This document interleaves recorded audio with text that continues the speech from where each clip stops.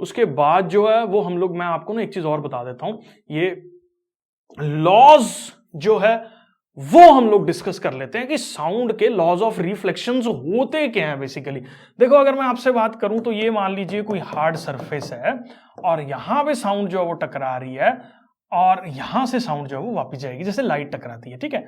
और ये हम लोगों के पास जो है वो बिल्कुल इस पॉइंट से पास करेगा, इसको हम लोग जो है वो क्या बोल देंगे, नॉर्मल जो है वो बोल देंगे। अब ये इंसिडेंट साउंड वेव है, ये हम लोगों के पास कौन सी साउंड वेव होगी, इंसिडेंट साउंड वेव होगी, और ये इस जगह से टकरा के आई, हम लोगों के पास एक रिफ्लेक्टेड साउंड वेव जो है वो होगी। इसको जो एंगल इंसिडेंट रे नॉर्मल के साथ बना रही है उसको एंगल ऑफ इंसिडेंस जो है वो हम लोग बोल देते हैं, और यही वेव जो रिफ्लेक्टेड रे के साथ एंगल बना रही है उसको हम लोग रिफ्लेक्टेड या एंगल ऑफ रिफ्लेक्शन जो है वो बोल देते हैं। और यहां पे अगर कायदे से देखा जाए तो वही same law, angle I is equal to angle R, even sound के केस में भी जो है वो हमारे पास देखने को मिलता है। मतलब angle of incidence is equal to the angle of reflection of the sound. Sound किसी भी ठोस ऑब्जेक्ट पे टकरा रही है तो वो वही सेम लॉज को फॉलो करेगी जिन लॉज के ऊपर जो है वो लाइट के कॉन्सेप्ट बेस्ड है, ठीक है। तो ये तो एक कॉन्सेप्ट हो गया। दूसरा एक चीज और याद रखो, इवन साउंड अगर मीडियम 1 से मीडियम 2 में ट्रैवल कर रही है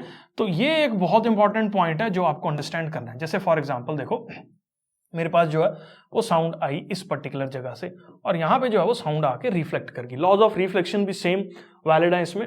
यहां पे क्या चीज होगी, फ्रीक्वेंसी जो इस मीडियम में थी साउंड की, मीडियम चेंज होने के बाद भी साउंड की वही फ्रीक्वेंसी जो है वो रहेगी। साउंड वेव के अंदर जब भी मीडियम चेंज हो रहा है तो फ्रीक्वेंसीज पे कोई भी डिफरेंस जो है वो नहीं आ रहा। Same is the case with the light, light के साथ भी जो है वो सेम केस है, लेकिन साउंड वेव में मीडियम चेंज होने पे फ्रीक्वेंसी चेंज नहीं होती। क्या चीज चेंज होती है, हाँ वेलोसिटी फैक्टर जो है वो चेंज हो रहा है, वेवलेंथ जो है वो चेंज हो रही है, लेकिन फ्रीक्वेंसी हमारे पास कांस्टेंट रहती है। अब तुम्हारे दिमाग में आ रहा होगा ऐसा कैसे यार, फ्रीक्वेंसी चेंज क्यों नहीं हो रही है? तो फ्रीक्वेंसी की डेफिनेशन को अंडरस्टैंड करो आप। फ्रीक्वेंसी क्या था, कितनी नंबर ऑफ वेव्स जो है वो हम लोगों के पास कर रही हैं एक सर्टेन रीजन से एक सेकंड में। मान लीजिए यहां पे जो है वो ये एयर थी और एयर से 10 साउंड वेव जो है वो निकल के वाटर के अंदर एंटर कर रही है, तो पानी में भी 10 ही आगे जाएंगी। पानी का सरफेस ये वाला कोई एब्जॉर्ब थोड़ी कर रहा है। 10 वेव आई, जैसे मान लो इसको आप ऐसे समझो, ये एक डोर है, ठीक है, ये वाला ये एक डोर है और यहां से 10 गधे जो है वो निकल के एक टाइम पे जा रहे हैं, तो ऑब्वियसली कमरे के अंदर और कमरे के बाहर जो फ्रीक्वेंसी होगी वो बिल्कुल सेम रहेगी, क्योंकि यहां से 10 गधे निकल रहे हैं और इस जगह 10 गधे एंटर कर रहे हैं। अब ये कमरे का दरवाजा तो किसी गधे को नहीं खा रहा। ऐसी साउंड वेव की फ्रीक्वेंसी मतलब अगर 10 साउंड वेव्स जो है वो आ रही हैं और 10 ही क्रॉस करेंगी, फ्रीक्वेंसी सेम रहेगी। फ्रीक्वेंसी मतलब कितनी नंबर ऑफ वेव्स एक सेकंड में पास हो रही हैं, जितनी इस जगह से, मान लो इस जगह से 10 वेव निकल रही हैं, तो बट ऑब्वियसली यहां से 10 वेव निकली। अब ऑब्वियसली अगर मैं इधर आ जाऊं तो 10 ही यहां से निकलेंगी, भाई ये खा थोड़ी जाएगा कोई वेव्स को। तो सिंपल सी बात है, फ्रीक्वेंसी का जो फैक्टर है वो हम लोगों के पास जो है वो सेम रहता है। बाकी साउंड के जो लॉज हैं, साउंड भी बेंड करती है एक मीडियम से दूसरे मीडियम पे जब चेंज हो रही है। लॉज ऑफ रिफ्लेक्शंस भी हम लोगों के पास जो है वो सेम रहते हैं, लेकिन फ्रीक्वेंसी कांस्टेंट रहता है। ये एक सबसे इंपॉर्टेंट फिनोमेना है जो आपको अंडरस्टैंड करना है। अगर आप यहां पे देखो तो v is equal to mu times lambda है, तो म्यू की बात करूं तो वो हम लोगों के पास हो गया क्या, v बाय लैम्डा। अगर मैं मीडियम 1 के म्यू की बात करूं और मीडियम 2 के म्यू की बात करूं तो ये रिलेशन हम लोगों को देखने को मिलेगा। क्यों? क्योंकि फ्रीक्वेंसी दोनों मीडियम्स में सेम है। इसका मतलब v बाय लैम्डा दोनों मीडियम्स का सेम है।